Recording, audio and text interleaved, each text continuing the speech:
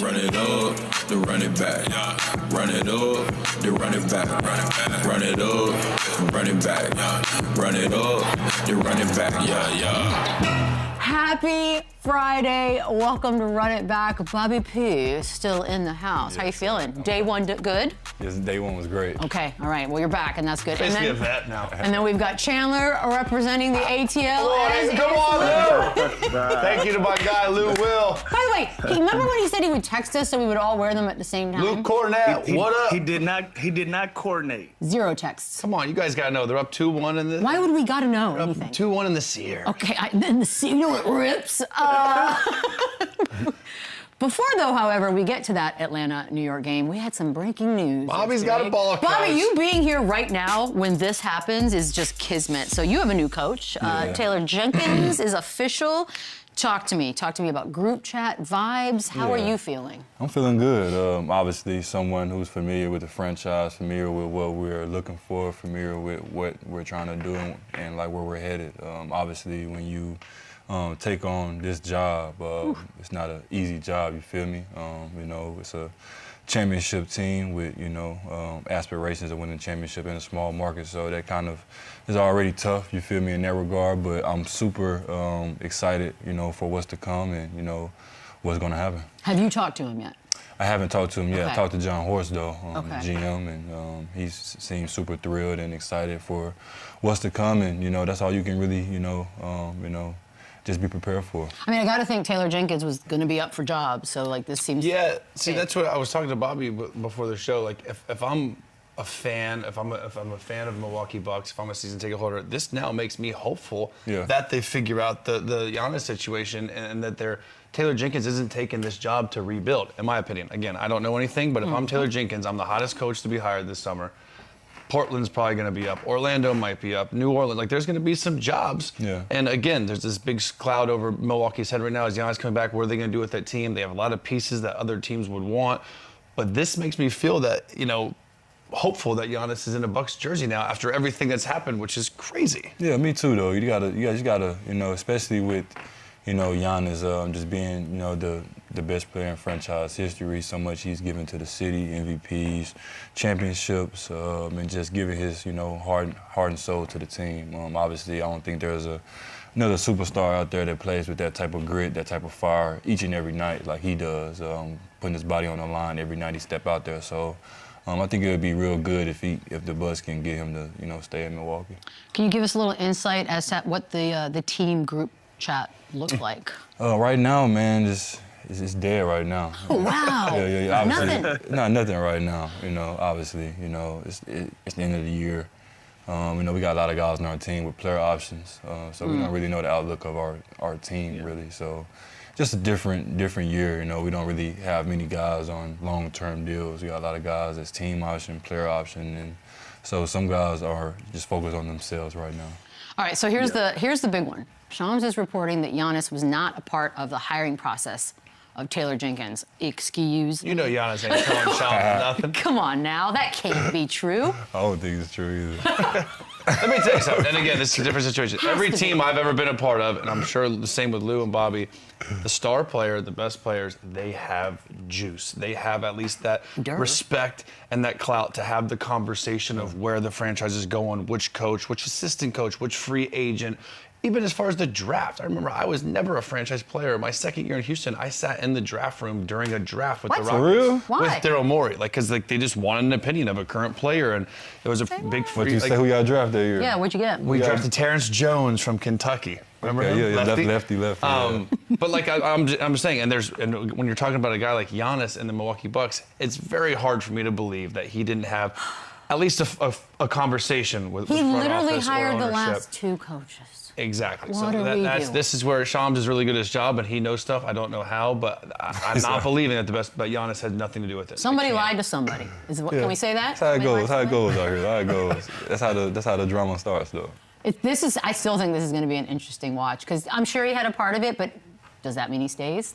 I don't know. You think he will? We'll find out. It's going to be an all-summer thing. Either way, congrats, Bob. Yeah, appreciate you, man. I'm excited. I am excited for you. But if you want to be a Spur, let me know. Other news, by the way. Trying to get Bobby tampering. This is tampering. I have no connection. 15K. let's get to some OKC here. This is bad news. Jalen Williams with the hamstring. We know how annoying a hamstring injury can be because you're officially listed as week to week. I will say this, Lou, the team was without him for a big chunk of games already, and they did quite well. So maybe that's the silver lining here. What do you make of this news? Yeah, that's the only positive out of it. You're looking at a team that's played, nearly 50 games without the guy. So, they've kind of gotten accustomed to playing a brand of basketball that works for them, that's allowed them to stay in the one position all of this year without him being in the lineup majority of the season. So this is business as usual for them. Obviously, he's an added gun, and he's their secondary all-star on that team. So anytime that he's on the floor, they have a better opportunity to win games. But as you can see, they always had guys that they can plug and play and step in. Now it's an opportunity for Mitchell to have extended minutes. Isaiah Joe is another guy that's probably going to benefit from this. Chet has been playing well. Now Caruso has an opportunity to play some extended minutes like they've been doing 49 games of this season. So you hate to see a guy go out and have this type of injury at this part of the season, especially when you're in a championship run. You're 14 games away from that goal, and one of your better players go out. But again, this is a team that's been accustomed to playing without him all year long, so I think it's business as usual for OKC. I don't want what I'm about to say to be taken out of context because I love Jalen Williams, and I think he's one of the better two-way players in the league. He's coming off an all-star, all-NBA year. Sure. They're 39-10 without him. They've found a way to clearly win games without him. They're the deepest team in the NBA, especially at his position. Yeah. Again, hamstring's nothing to play with. I hope he's healthy. I hope he comes back and plays. I think OKC wins the championship with or without Jalen Williams. Because look at, they plug in Cason Wallace, Caruso, Joe, Wiggins, Mitchell. Like there's 5 guys literally that aren't Jalen Williams. They're not even near the players Jalen Williams are. But they're so deep and they're such a plug and play offense and defense that they will not miss a beat without this guy. And again, by the way, if you're him, you hate to hear this. But he's unbelievable. That these guys don't compare to him as a basketball player. He is their second best player. He is all NBA type talent and player. He's just been struggling through a lot of injury this year, and this just speaks volumes of that team and how deep they are and how they can just next guy up mentality. Again, nothing against Jalen Williams. They are so much better with him. They're the champs with him. I still think they're so deep and so good that they win without him. It's a little unfair, Bobby. I hurt my hamstring too after we won the championship. A lot of hanging out, a lot of doing things you're not supposed to. Extracurriculars? Might want to drink a little more water. You feel me? So I hurt my hamstring. He's still coming off the parade? I don't know, bro. You never know. Like, you win a chip, you never know you're gonna win another one. Right. Never know though. So I definitely think that they can still win a chip without him. They got so many plug and play guys over there that can help impact winning on a given night. They got so many guys that can have their night. In the playoffs, that's all you need is a guy to step up and have his night. It's not about having a consistent 20-point nights, but you can have a guy plug and play and get you 20 points. Isaiah Joe, Cason Wallace, lockdown defense, wherever it is. So they super talented, super deep, and they still got a chance. Yeah. Embarrassment of riches. And this is week by week, by the way. So. It's not like it's over. It's a grade 1. Yeah, it's not like it's over and done with. Like, they might still have an opportunity to get him late in this second round or going into the conference finals if they can withstand, which I feel like they will. So, this is something that they don't want to go through at this time of the year, because everybody wants to be whole and you want to have your entire team going into a real playoff and championship run. But if he's not available, I think they'll be okay. But in the next 7 to 10 days, we'll see if he's back in the lineup. Yeah. It's the best case hammy cinch. What a luxury for that team. Yeah, it's grade 1? They barely have to flinch. Yeah. Oh, easy. Yeah, That'll be fun. It's okay. Just hurts. We did have some hoops last night. Let's get to it. Well. Looks like CJ McCollum is embracing his role as the villain. 23 points, including the game winner. Hawks win it 109-108, take the 2-1 series lead. Brunson finished with 26. Cat finished with 21, 17 rebounds. We're going to start. You know what? I'm going to start with you, Chandler, because you're wearing the Magic City hoodie, so I feel like we have to today. Dude, CJ McCollum rips.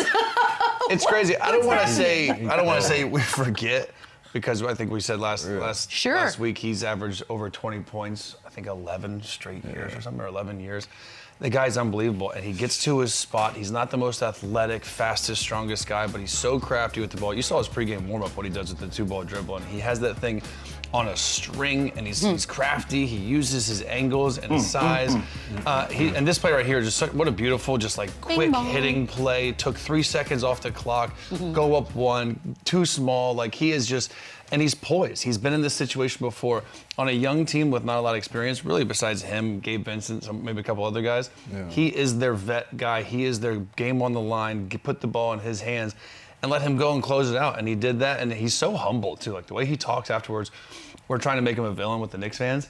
It's impossible because the way he's handling the media, it's the way his kid coming in the video. Like it's just, yeah, I would hate him too if he's busting my ass. That's what I'm saying. So he's a villain. But this dude is just a true pro, and to be in a new situation and take over and kind of be the go-to guy on such a talented young budding team. It's really impressive what he's done in such a short time in Atlanta. I gotta give him some props, bro. I played against him this year. He's on the Wizards 4 times. I played against him 4 times on the Wizards this year. And I just gotta give him props because, you know, being on a sneaker team that probably didn't have any aspirations of making the playoffs, or a team that didn't really have any aspirations of going deep or doing things. He was on a rebuilding team. So he was still putting the work in, still putting the time in, still going out there. I think he hit us for like 2-game winners too out of those 4 games. And I just became a big fan of him this year. He kind of having one of those moments of, you know, what's the song that Jay-Z say? Allow me to reintroduce myself. You feel me? He reintroducing himself right now into who he is. All I got out of that is you lost to the Wizards twice this year. I lost 3 times. Dude, 3. That's a bad confession. Yeah, it's okay. We can talk about it. We flushing the season. I know. We flushing the season. By the way, Lou, I'll say this: like that building, sometimes you just not as loud as other buildings. It has that rep. By the way, there were a lot of Knicks fans in the building last night, and they got drowned out. How happy were you to see this? It's a new day in ATL. These fans are excited. They have something to be excited about. You know, this season has been one for the ages for Atlanta as a whole. You know, the Atlanta Falcons still trying to find their footing. The Atlanta Dream, they go out and get Angel Reese. The Atlanta Braves are back in contention. So this is a city that's hungry for an Atlanta Hawks team to be successful and do their thing at a high clip. And they're bringing everything to the table. Jalen Johnson and C.J. McCollum, they've been the 1-2 punch we didn't know that we needed. Jonathan Kuminga had a coming out party last night. Nickeil Alexander-Walker, he's averaging 10 points over, you know, his career average. Like all of these guys have found something special in Atlanta that got the city rocking and buzzing. And what you just said, Beadle, is true. I've experienced it as a player. Usually when the New York Knicks come into town, it's the New York Knicks, the Boston Celtics, and the Los Angeles Lakers. When they come into town, they can almost make you feel like it's an away game. Well, not no more. Atlanta stood up to it last night. They didn't love the energy, and they made sure everybody saw what the Atlanta culture is. Shout out to Chandler with his hoodie on.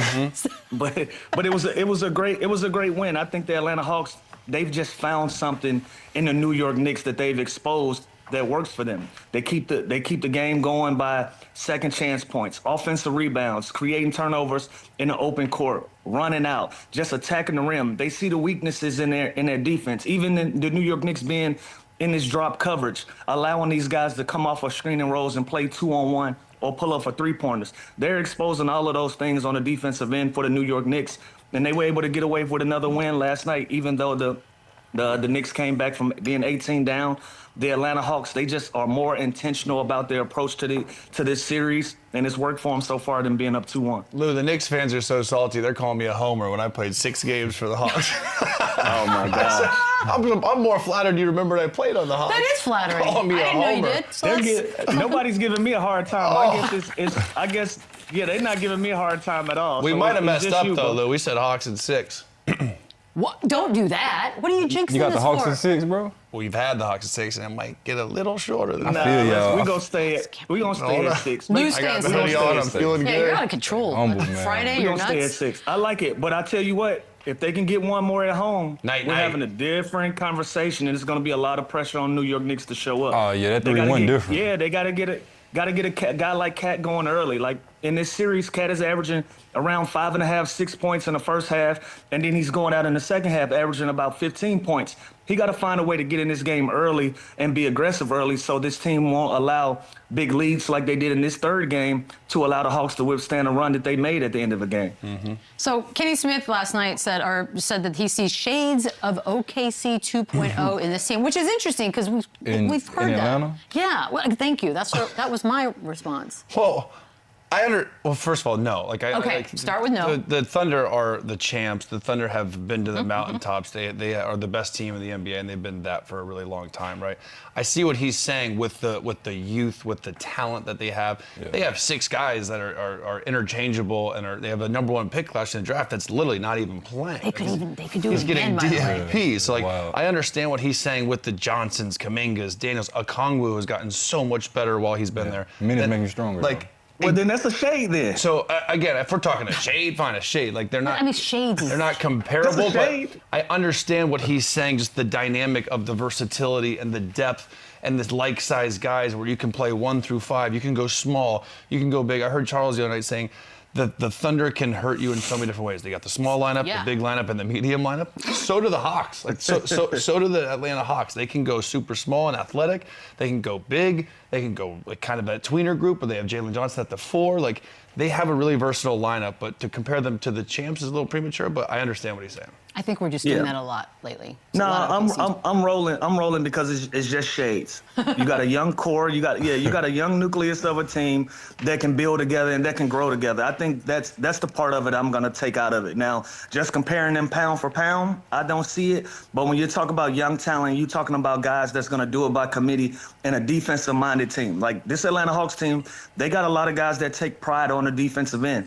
Very much like OKC. They got a young nucleus of guys that can build them in the right direction, much like OKC. Other than that, everything else they got to earn. But I'm with Kenny when he say shades. I can see some of the culture that's being built that's worked for OKC now working for the Atlanta Hawks. Also, do the Hawks have an MVP on their team? Like an SGA? I ain't gonna say MVP. Jalen Johnson's, he's budding superstar, but they don't have that SGA type player yet. But they got all guys on court that's a threat with the ball though. 100%. Everybody put out there a threat, so you gotta guard them guys. You gotta close out the touch on the 3. They could put the ball on the floor.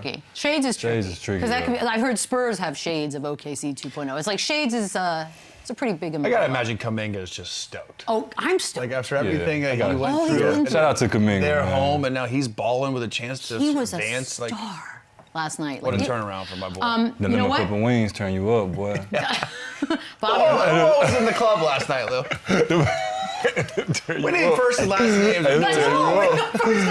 Couple wings turn you up, boy. Hey, there's nothing wrong with a good late dinner, guys. Nothing wrong with a good late dinner. Boy, get you right. Bobby, this one's for you because oh dear Lord, we got a coach quote, and it's coming from Mike Brown, and here it is. There have been plenty of teams that have been 1 and 2. I'm not saying we're gonna win it, but you take it one game at a time. Damn. I'm not saying we're gonna win it. Yeah, you said that. Yeah, so I played with the Knicks for 6 months.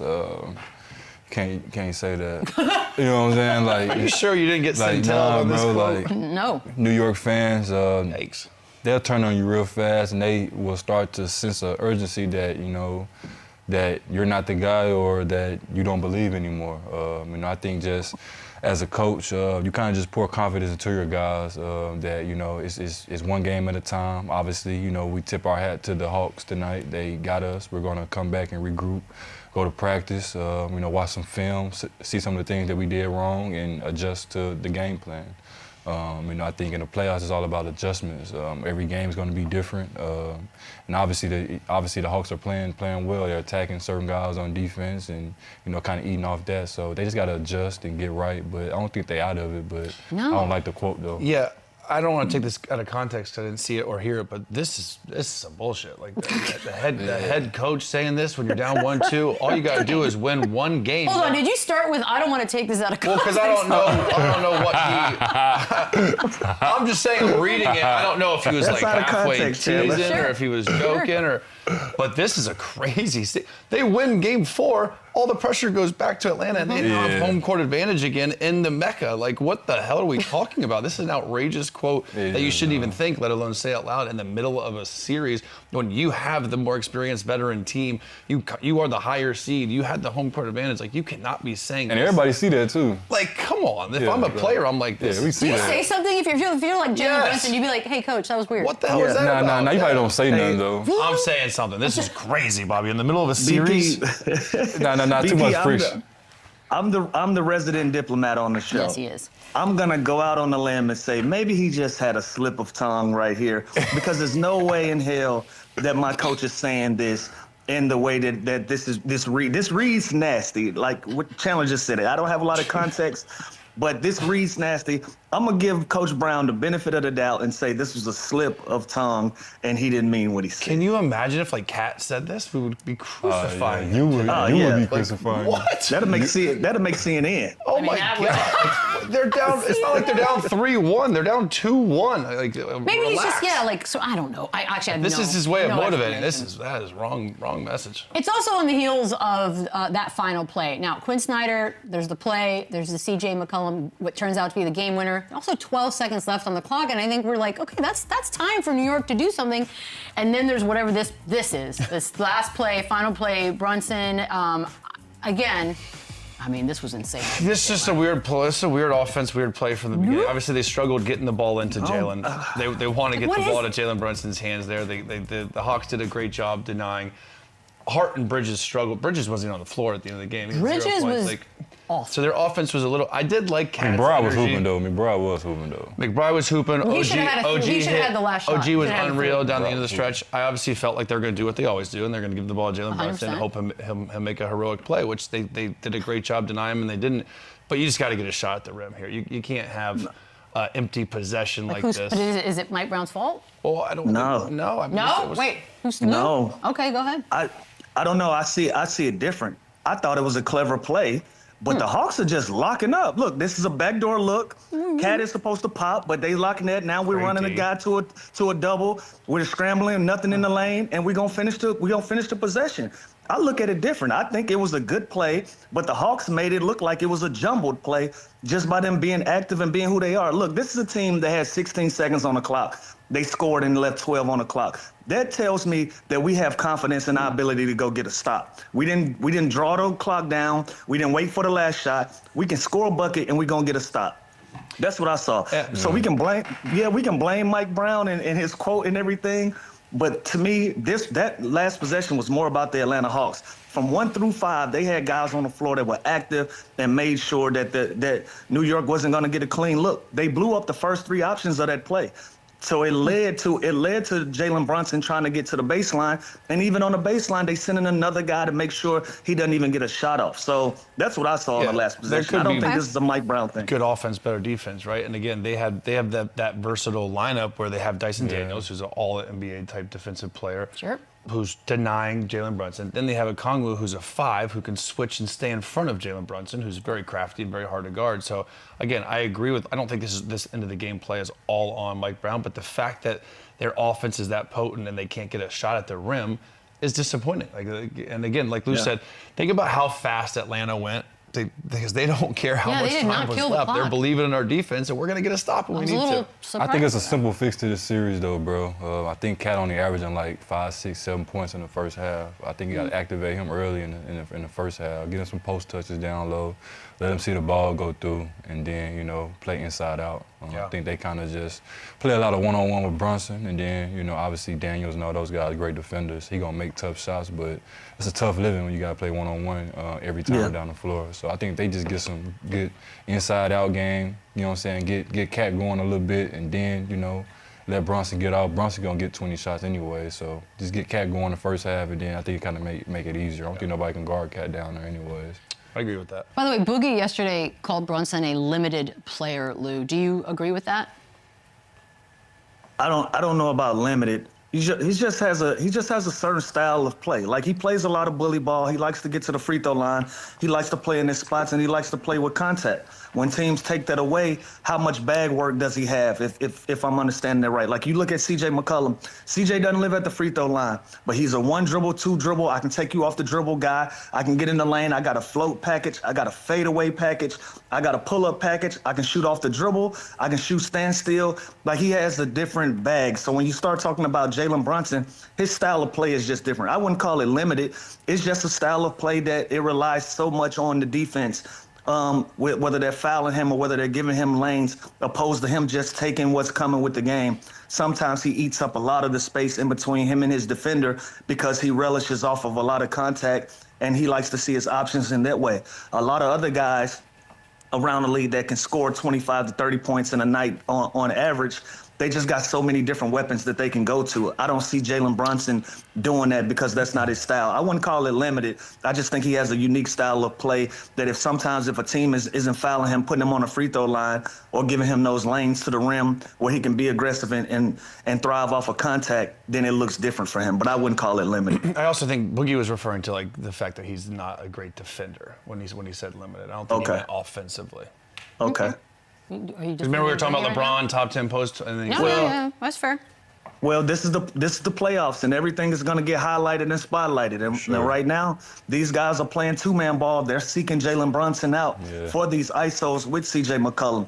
That has to be something they change. Like, I would like to see the Knicks do something a little bit more aggressive on the defensive end. Like I said, they're in a drop coverage. They don't allow, if your big is setting a decent screen, he's coming off and we're playing 2-on-1 basketball and we're going to pick you apart. The Atlanta Hawks are having a lot of success with them being in that drop coverage. I would like to see them once in a while with C.J. McCollum run and jump them every once in a while.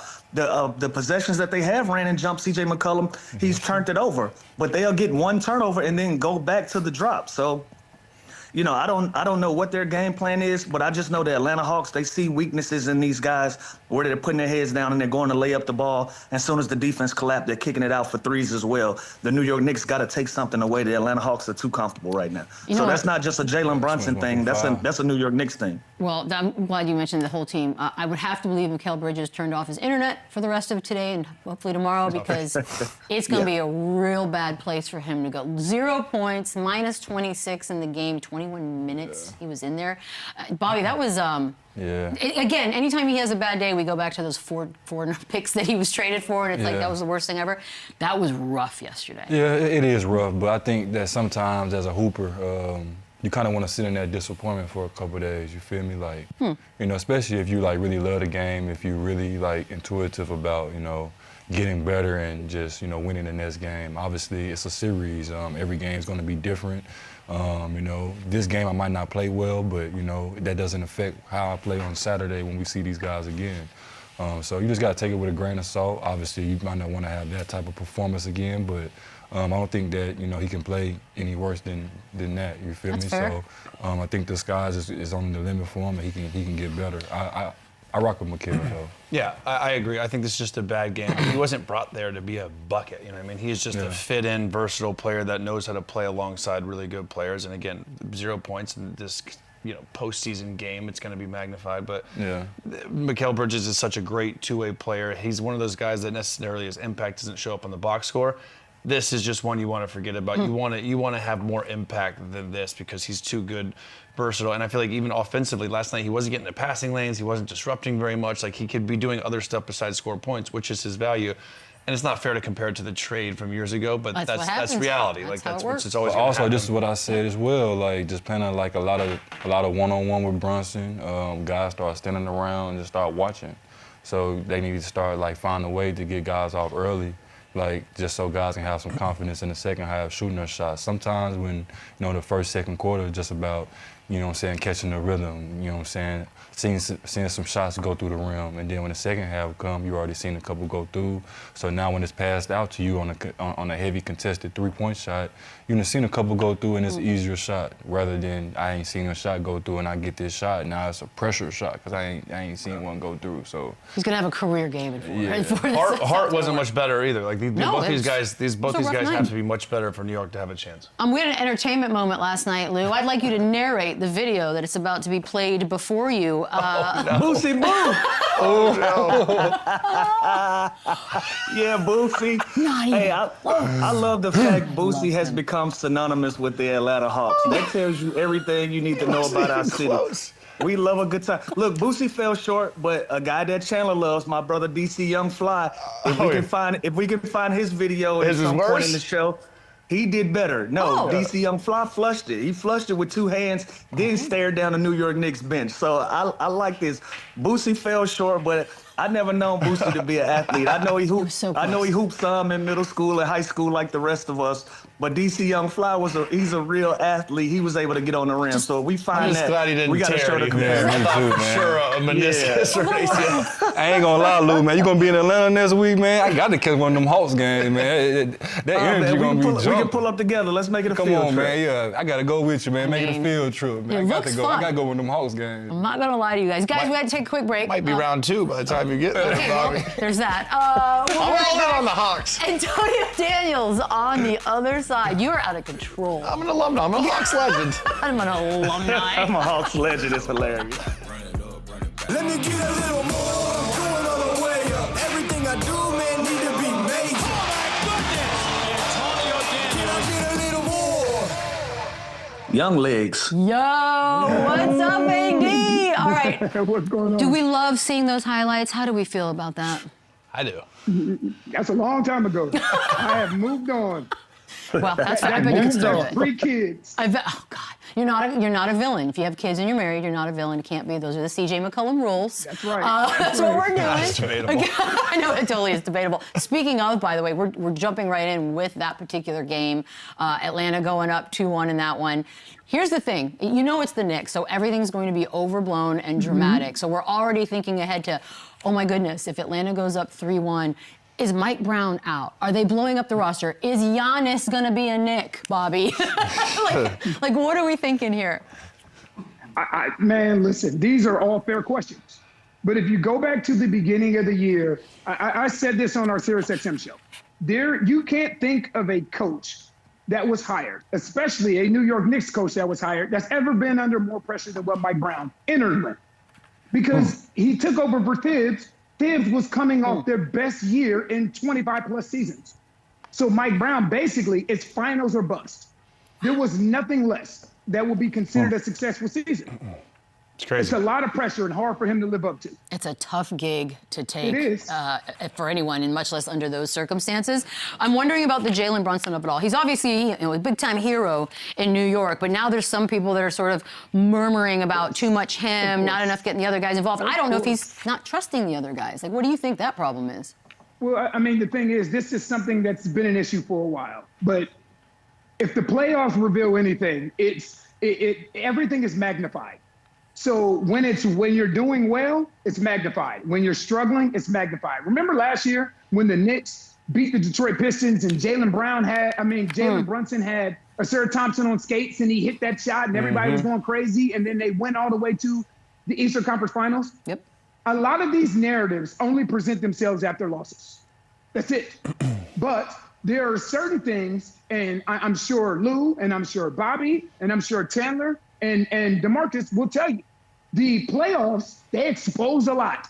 They expose a lot that's been there all year. And if you have watched the New York Knicks play all year, it reminds me of the James Harden days. It reminds me of the Luka days before James Harden added Chris Paul and before Luka added Kyrie Irving. It's hard to win like this. It's hard to win playing this much one-on-one isolation basketball. So is that sustainable for them, though, like Antonio? Did they go and get like a C.J. McCollum type player this summer, who, by the way, is a free agent? Ouch. Like another guard to offload some of the usage for Jalen Brunson? And I don't know. This is something to discuss. I thought they had another dude to offset some of Jalen Brunson's usage, and Karl Anthony Towns. But they treat Karl Anthony Towns like he's just another dude. Yeah. You're sitting there and you're watching these games. Yesterday, I believe it was, Karl Anthony Towns had 1 field goal attempt in the first quarter. Not enough. The other day, in their loss to Atlanta, in Madison Square Garden, Jalen Brunson took twice as many shots as anybody else. Karl Anthony Towns is not a role player.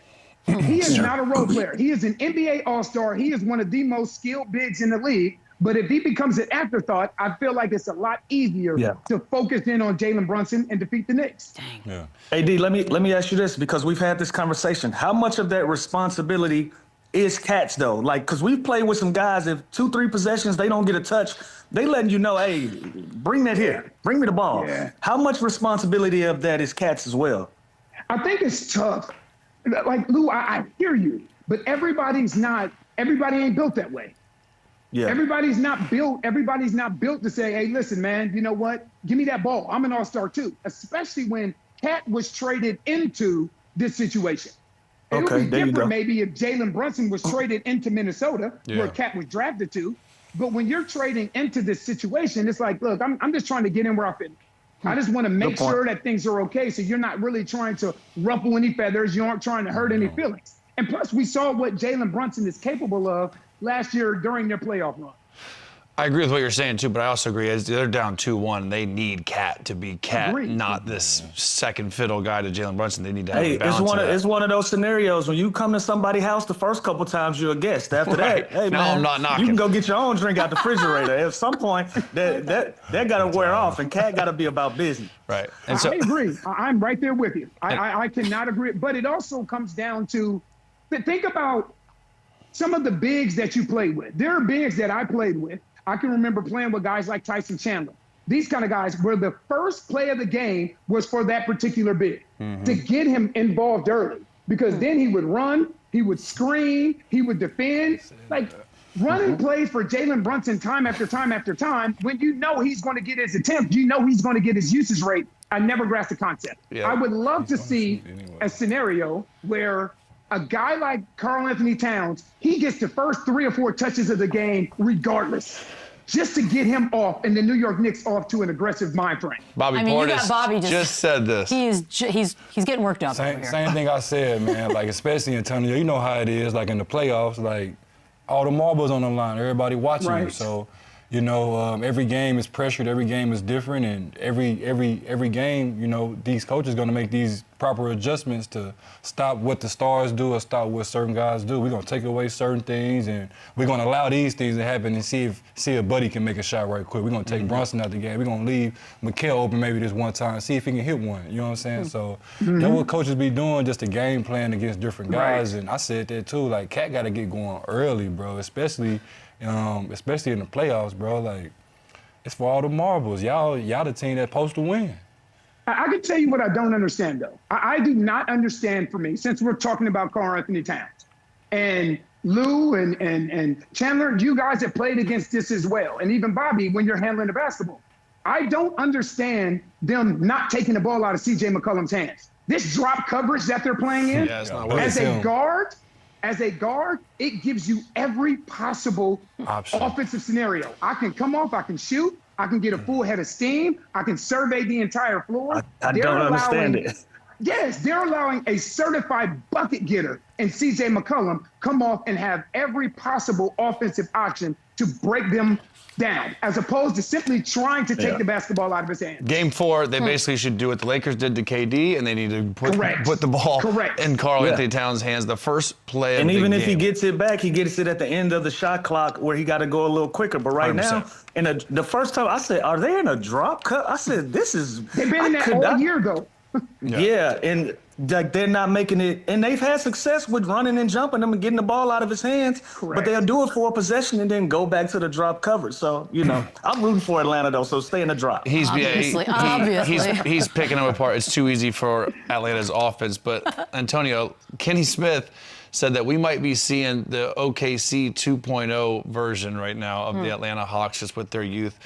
I see the face. Is that a little premature? Or is this a team that's going to contend for the Eastern Conference, title the next 5 years? What's your take on the future of the Atlanta Hawks? Listen, I refuse to be a prisoner of the moment. And I don't know if Kenny's talking about the Atlanta Hawks or if he's talking about what we saw in the finals last year between Oklahoma City and Indiana Pacers is a blueprint now for the NBA moving forward.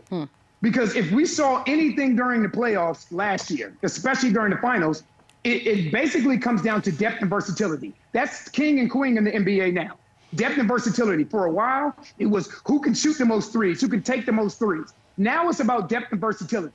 Getting guys in between 6'4", 6'5", 6'9", 6'10", where you have switchability, where you can switch 1 through 5 across the board and you can attack in so many different areas, right? If you see the last possession last night with Jalen Brunson, there's not a small guard on the floor defensively for the Atlanta Hawks. So now you're looking at length, you're looking at wingspans, you're looking at versatility, you're looking at switchability. So I don't know if he was talking about the Atlanta Hawks per se, or he's talking about the blueprint for the NBA moving forward now is about depth, switchability, and versatility, which I 100% agree with. It's true. When you go up against that Atlanta Hawks defense, you're trying to expose a mismatch and a weakness. There isn't one with that lineup where Okongwu can switch 1 through 5, Jalen, Dyson, Kuminga, like they're all so versatile. Yep. You can't expose a mismatch like you can when you play against the Knicks, like you can when you play against the Nuggets. Yeah, but if you're going to be OKC, you have to have 3 full line shifts worth of people that can do that. Yeah, that's the OKC's problem. different. Like they're on a OKC's level different. by themselves. Hey, AD, I want to switch gears with you. Yeah, I want to switch gears. I want to ask you about OKC. You know, they've started the playoffs hot, 2-0. But now the narrative is coming out about teams complaining about how they're being officiated. Do you feel like they're getting a superior whistle, or is this something that the refs should be held accountable for? Give me your opinion on the narrative that they need the whistle. Oh, man. Oh, Lou. Oh, Lou. Okay, so I called the 4 games for the New Orleans Pelicans versus the Oklahoma City Thunder. And I'm going to tell you my issue. It's not with the whistle that the Thunder get. It's the fact that the Thunder are allowed a level of physicality that is not allowed versus the Oklahoma City Thunder. That's my issue. Like, let OKC be OKC. You know what I mean? They have a team that is constructed and built to grab, hold, all of those things. I have no problem with that whatsoever, especially during the playoffs. But here's the thing. It can't be a situation where you're allowing Lou Dort and you're allowing Casey Wallace and you're allowing Alex Caruso and some of these other guys to get extremely physical with the stars of the opposing team. But the moment that physicality is put back toward the Oklahoma City Thunder when they're on the offensive end, now you get a softer whistle. That's it. And here's the thing. I think we can all agree to one thing. We all want one thing as lovers of the sport, as fans, as analysts, as coaches, as players. Consistency. That's all we want. We will live with the results if we feel like the consistency is there for the whistle. Yep. But hasn't this always been afforded to, I feel like, defending champions? This level of respect has always been afforded to that team. Am I wrong? Well, it depends. Like, if you go back and look at some of the defending champions, Boston didn't have this sort. Boston's narrative wasn't built on defense. Okay. Boston's narrative wasn't built on physicality. You go back to the Denver Nuggets, they were ranked 15th in defensive efficiency. Okay. So they weren't built on the defensive side of the floor. Yeah. You know what I mean? So the whistle was different because the teams that were winning the championship, they didn't have the identity of being a physical defensive team like the Oklahoma City Thunder do. Well, let me ask you about, did you guys get more whistles after the chip that following season or no? I think right before we won the chip. No, after Bobby won the chip. I mean, okay. right before we won the chip and maybe 2 years after that we got the whistle, but we didn't getting no whistle. There you go. Well, no, quickly they forget. There you go, man. This is nonsense. When get no whistles? There you go. They forgot. What have you done for me lately, Bobby? Yeah, right. We on that Man, ground, boy. Well, I got you, man. Let me get your opinion on LeBron James. 2-0 against the Rockets. Everybody had them down and out once Luka and Reeves went out. And Rich Paul has went out and said he thinks Bron plays another 5 years in the league to get to 25 years. We've never seen this impact before. But do we think anybody ever touches any of LeBron's records at this point? No. I don't. No, it's crazy to think about this. So I retired in 2011. When I went to Washington in 2005, LeBron James and the Cleveland Cavaliers beat us 3 years in a row, 2005, 2006, 2007. We're in 2026, and he's still doing it at this level. That's crazy. That is crazy to even think about. And here's the thing. We've had guys that played a long time. I feel like today's culture, basketball culture, they underrate longevity. It is not an easy thing to do. I know after 12 years, I was blessed to play 13 years. After 12 years, my body was done. My body was done. My mind was done. Look, I can't do this anymore. For LeBron James to be doing what he's doing now at this level and not have to recreate himself like we've seen other guys do in the past that have played 18, 19, 20 years, it is amazing. Yeah. It is amazing to watch. I guess the counter to that would be it's easier to play longer now because of the load management and the physicality and stuff. But like it still doesn't. Not for somebody. I'm just saying that's. I'm just saying. It was our props, man. I am not agreeing with that. I am just saying that is what the counter would be. How it's softer now. There's load management. Guys don't play as many games. But then Chandler, you got to go back. Yeah, he's played in all eras, so it shouldn't matter for him. LeBron James didn't start in 2025. He didn't start in 2019 when the load management started. You know what I mean? We got to go all the way back to what? 2000 and what was it, 4? Yeah. When did load management start? That's when Pop started it all. When did load management start? Well, load management started here in San Antonio. 100%. But it wasn't done at the level that it's being done at now. I remember walking into practice. And I'm ready to date myself. If David Robinson walked in to practice with the San Antonio Express News in his hand and a watch on, he was not practicing. That's when load management started. Yeah, they had papers back then. I don't know if you heard about that. That's before the whole social media. AD, you're aging. No, you're not aging. First of all, you and I are. It's wisdom that we have. It's not age. It's Let's wisdom. go with that. Thank you. Yeah, that's what the Bible says. Hey, shifting gears right quick, Antonio, I think everybody is kind of assuming that OKC and the Spurs will probably be the ones to represent the Western Conference in the, in the playoffs, in the finals. Who are you looking towards in the East? That's, obviously it's like we're only 1 week in the playoffs. Who are you looking at in the East to come out? For me, I have a hard time not picking Boston. And the reason I say that is because if you look at the East, it becomes a math equation more than anything else. So if you watch the Boston Celtics play, the 1 versus 8 matchup is Detroit and Orlando. That is the perfect matchup for the Orlando Magic because the Orlando Magic are playing against a team in the Detroit Pistons who have a defensive identity but don't shoot the ball well from 3. Now, if you're playing against one of these other teams, can you imagine the Orlando Magic playing the Boston Celtics when the Boston Celtics shoot 63s? Yeah. Now you find yourself behind 30, 36 points from behind the three-point line. You got to find a way to make that up. The Boston Celtics right now in their style of play in the Eastern Conference, it's tough unless they just have 4 off games, which can happen. We've seen them with the Knicks last year. If they have 4 games where they struggle to shoot the ball or someone can match their firepower, I have a hard time not seeing the Boston Celtics coming out of the East. But then can they? The last one. They shot 50. Can they win it all, AD? Can they beat the Spurs? I don't know. Yeah. I don't. I think whoever comes out the West, I think wins the. Totally agree. Whoever comes out the West wins it all, in my opinion. Don't sleep on Denver. I know they're down 2-1, right? I'm not sure how healthy Aaron Gordon is, but remember, this same exact thing happened to Denver last year, right? They're in Game 3. They went down to the Clippers and got their heads beat in and came back and won that series in 7. Yeah. So just don't sleep on the Denver Nuggets. That's all right. Not too much on the Clips now. Not too much. AD, I got my Spurs socks on, so we'll be watching tonight. Hopefully, once a Spur, always a Spur. Give and Go, Sirius XM, NBA Radio. I listen every single day. I need you to tell Worldwide Wob to trap it so I can hear more of you. That's all I got on that. Thank you so much, by the way. Appreciate it, Antonio. For sure. Appreciate it, fella. Appreciate you. Thanks, Beats. We'll be right back. And action. Well, this was something. A blowout win for the T-Wolves in Game 3, 113-96. And no Aaron Gordon for the Nuggets, so he couldn't not defend. But Jaden McDaniels, 20 points, 10 rebounds. Not my words. McDaniels, friend of the show. Gobert finishes with 10, 12, and 3 blocks. Jokic had 27. But he was 7 of 26 with 15 rebounds. Dude.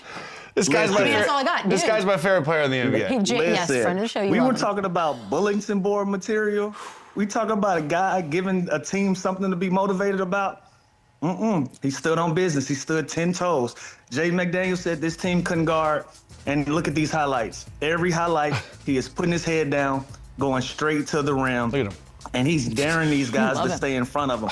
Listen, the craziest part of it, when he started the game 3 for 3 on layups, on getting to the rim. Now, if you're going to say a team can't guard, that is the way that you go out and you handle business and you said, I told y'all they can't guard. He's found something. And because of how he started that game and how he backed up this statement, everybody follows suit. Like, Jaden McDaniels not the best player on this team, but he set the tone for how the Minnesota Timberwolves were going to address this game 3 right here, and you love to see it. I love the fact that he said it, and I like the fact that how they went out and played this game. They were an aggressive basketball team. They didn't wait for opportunities. They took their opportunities, attacked that rim, and then used that to open up the three-point line.